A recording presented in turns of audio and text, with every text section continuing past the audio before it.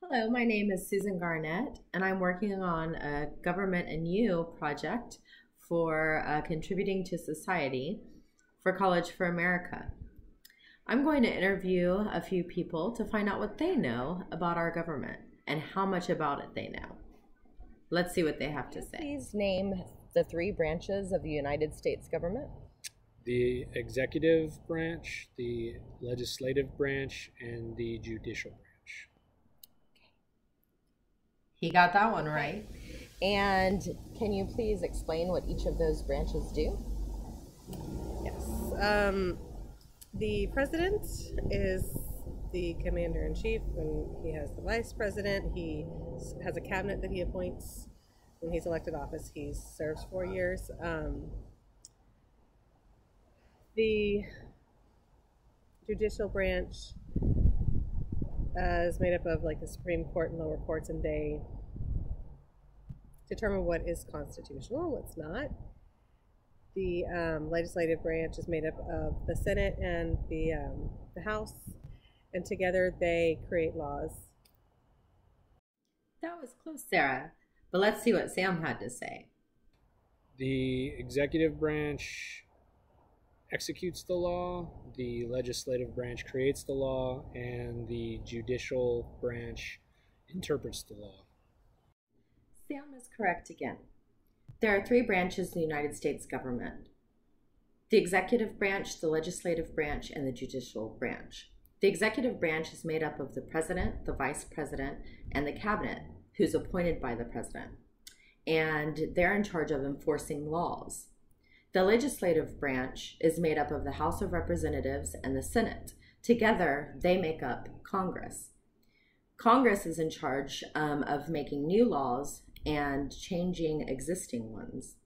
Then you have the judicial branch, which is made up of the federal courts, the lower courts, as well as the highest court, which is the Supreme Court.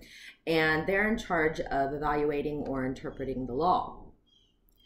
Now, there is a series of checks and balances that each branch is able to do. They can each change an act made by one of the other branches. The president can veto laws in Congress, and Congress can confirm or reject the president's appointments and can remove the president from office even under exceptional circumstances. The justice of the Supreme Court can overturn unconstitutional laws. So it's important to note that the U.S. government tries to act in the best interests of the United States citizens through this system of checks and balances.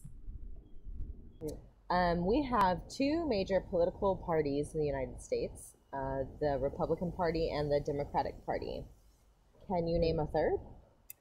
Yes. There's the Tea Partiers, the Green Partiers, the Libertarians. However, where is the Labor Party? The Labor Party hasn't been visible probably since I was born. The Green Party. So they are all correct. There are several minor third parties, but we have had a two-party system since basically the inception of the United States, with the Federalists and the Anti-Federalists. Around 1824, the election of 1824, we had the Democrats and the Whigs. At that point, a third party began to form in opposition of slavery, and they were known as the Republicans. The Whigs eventually just kind of faded away, and during the Civil War in the mid-1800s, we had where the northern states in the United States were largely Republican, and the southern states were mostly Democratic. And that is where we are today. The Republican Party used elephant as their logo, symbol of strength, which I don't see the Republicans being too strong lately. And the Democratic Party's logo is a donkey. Very, very accurate for their. The third parties, however, such as the Green Party, the Liberal Party, the Tea Partiers, they serve now to sort of pull voters from an election. We can see that right now in our current election with Trump versus Clinton. And we have the Green Party and the Liberal Party that are vying to take votes away. This can be detrimental in an election if you have strong opposing parties who are neck and neck in a race. And this can kind of destabilize the balance of those parties. However, those third parties do serve a greater purpose when they're part of our Congress and serve as either senators or representatives in our House of Representatives. You tell me the process to which a bill becomes law. The majority in Congress has to vote on it and approve it. Yes, it's a process.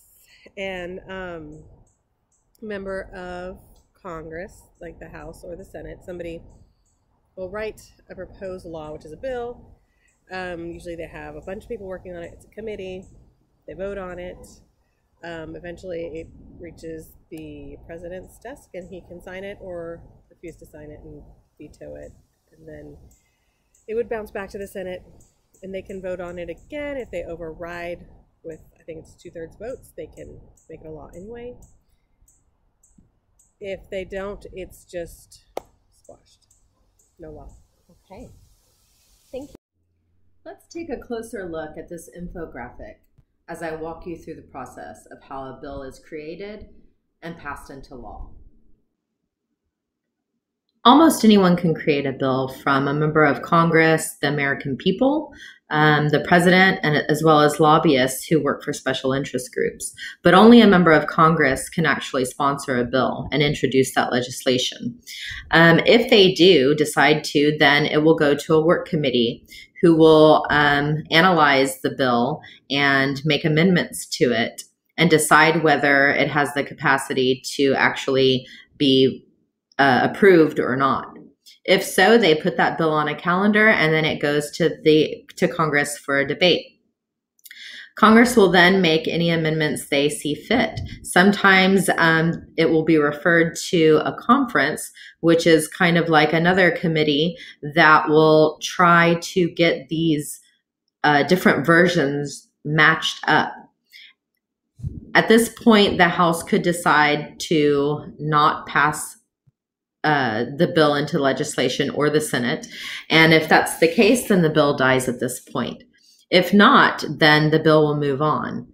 It goes through a budget process to ensure that funding is in place to support the bill if it's necessary.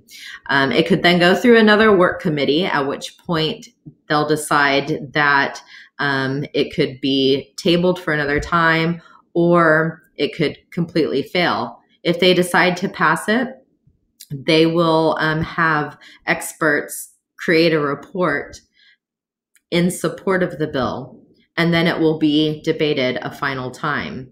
At this point, there will be a final version that is created with everyone's recommendations and amendments to the bill, and a final vote from Congress will occur. At this point, yet again, the bill could fail. If it doesn't, however, it moves to the president's desk. The president can approve the bill upon receipt and sign the bill into law. He can also choose to not act whatsoever, which is called a pocket veto, or he can flat out veto a bill.